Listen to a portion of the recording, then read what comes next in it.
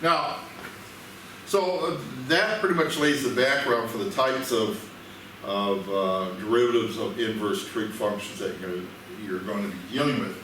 But there are going to be times then you're going to have that in conjunction with another derivative of a different kind of function rather than a trig function.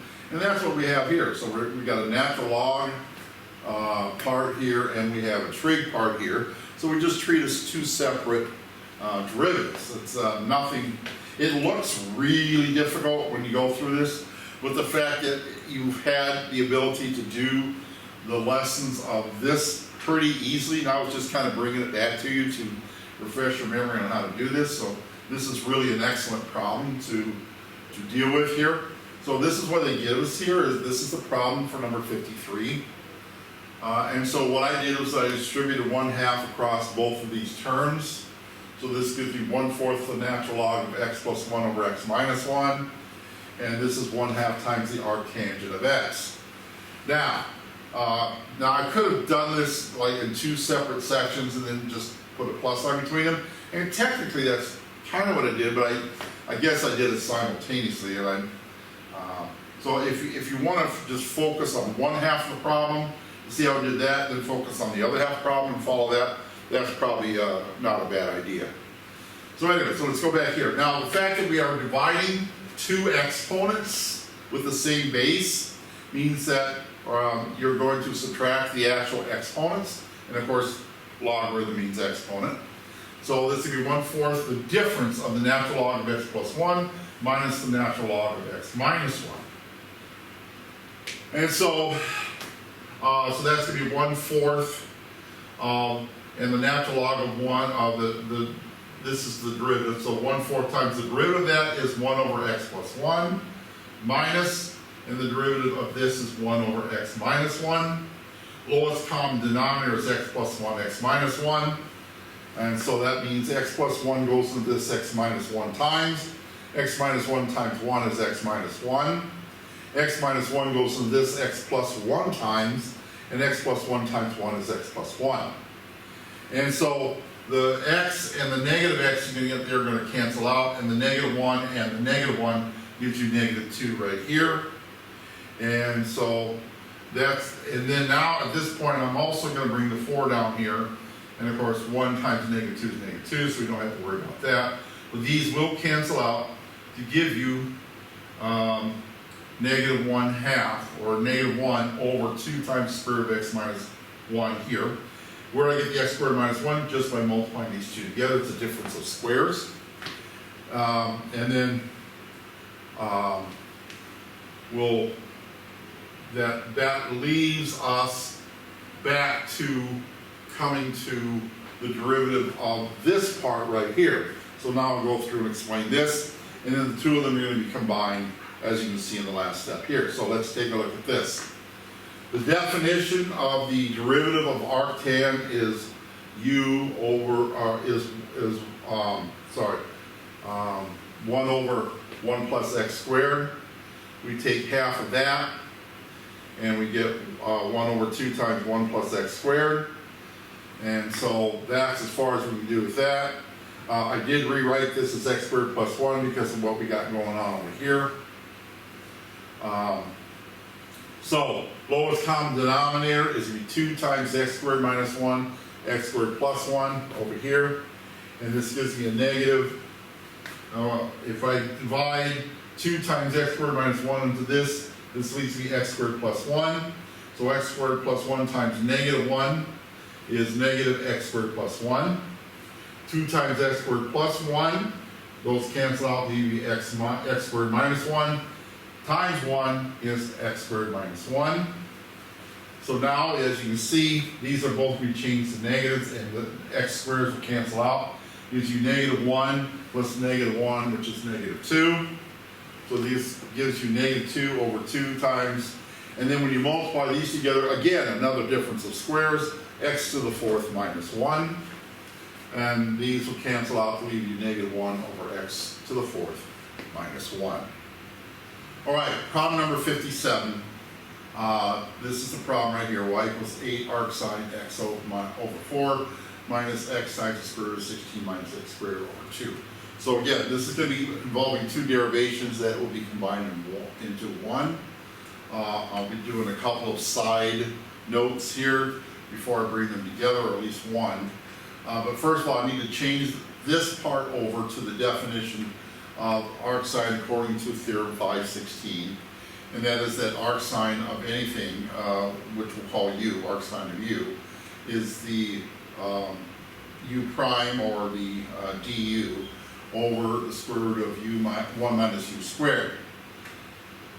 And then I'm going to use x over 4 for u, and du then is going to, the root of that is 1/4, so that becomes 1/4 over 1 minus x minus 4, x over 4 squared. And then 8 times 1/4 is 2, so that leaves a 2 over the square root of 1 minus x over 4 quantity squared. And then that gives us 2 over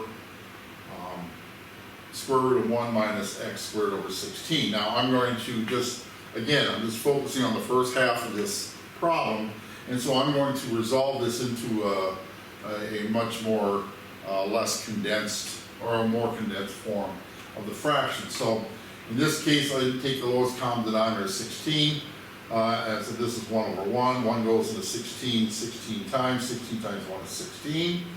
And then 16 goes into 16 once. Once times negative x squared is negative x squared. So that gives us this fraction right here. Well, the square root of 16 is 4, so that makes this just the square root of 16 minus x squared in the numerator. 4 in the denominator. Flip it, reciprocal it, and multiply by this, and 4 times 2 is 8, and the denominator is square root of 16 minus x squared. So that's the first half of the problem. The second half of the problem is just a straight up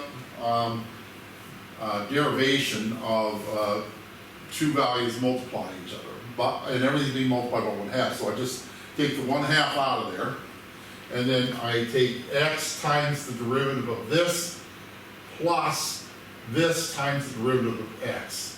So x times, and then the exponent here is 1/2, bring that down, subtract 1 from 1/2, get negative 1/2 for that quantity there.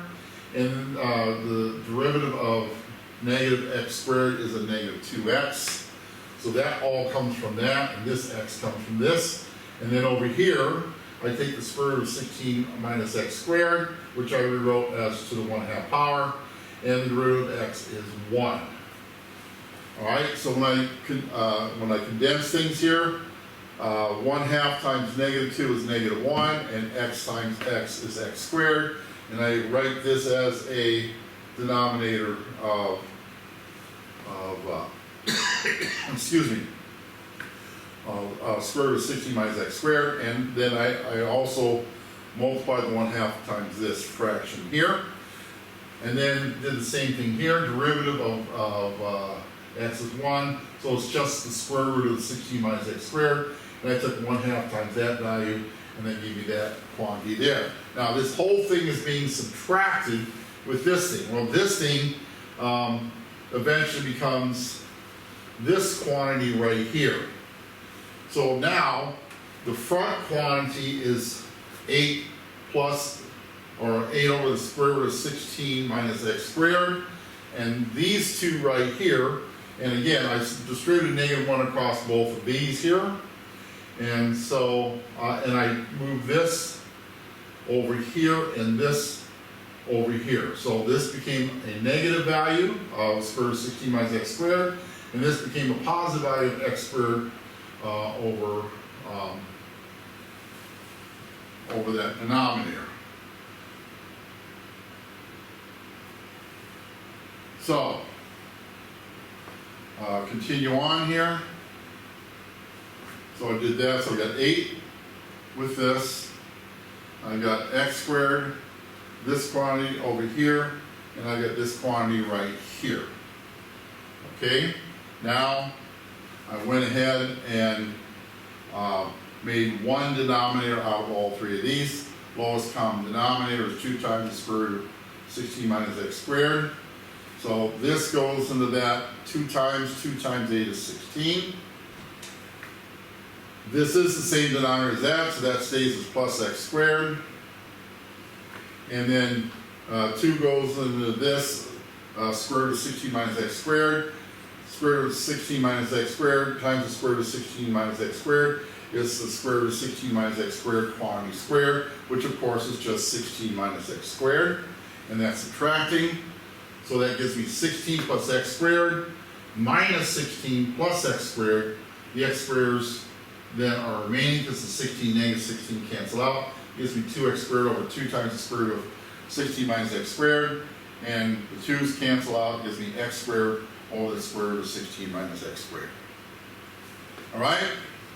Your practice problems.